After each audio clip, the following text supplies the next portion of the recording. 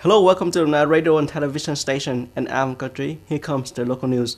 On April 22nd, the Ho Chi Minh City Institute and the leaders of the party Ho Chi Minh City National Academy of Politics, in collaboration with Hà Tĩnh Provincial Party Committee, organized a scientific seminar of comrade Hoa Hy Tập with the work of ideology and reasoning of the party. This is an activity to commemorate the 115th anniversary of the birth of the General Secretary Hoa Hy Tập.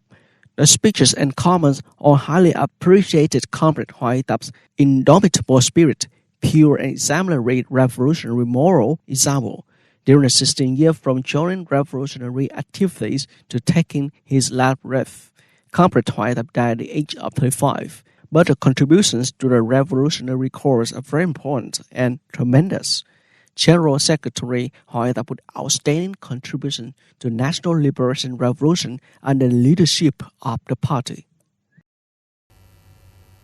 Forbes magazine has just published a list of 30 under 30 Asia in 2021, featuring 300 talents under the age of 30 selected from more than 2,500 nominations in many fields in Asia.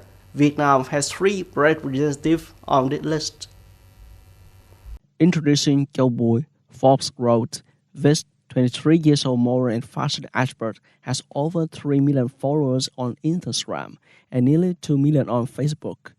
In 2020, she has an advertising contract with Dior Louis Vuitton and was named the most influential personal style person on social media at our Star Awards 2019.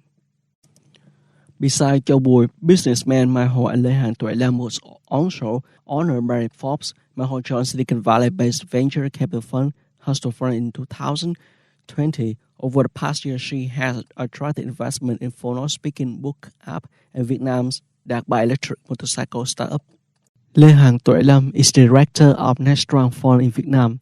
Tuệ Lam joined the Seoul-based investment fund South Korea in 2019 as director of assessment and investment in Southeast Asian and American startup. Vietnam Railway Corporation said that from now until December 29th this year, it will implement a policy of reducing ticket prices for candidates and relatives who take the train when taking exams, admissions to university, college, professional secondary schools, and vocational training. Specifically, the 10% discount applied to North-South Railway pairs, trains of Hanoi, Haiphong Railway, and other lines. For each admission notice, passengers can purchase one discount ticket for candidates and one relative traveling with the same trip. U.S. President Joe Biden on April 22nd announced the U.S. would double its aid to help developing countries cope with climate change. At the U.S. initiated online summit on climate change, President Biden stated, to assist developing countries in meeting their goals of combating climate change by 2024 at the latest, the U.S. will double its annual community anti-climate change development funding. He stressed the U.S. will support poor countries to reduce greenhouse gas emissions and adapt to changing climate. Meanwhile, the White House stated the U.S. is aiming for an ambitious but feasible goal in aiding developing countries due to urgency of the climate change crisis and to compensate for a drop in U.S. funding under former President Donald Trump.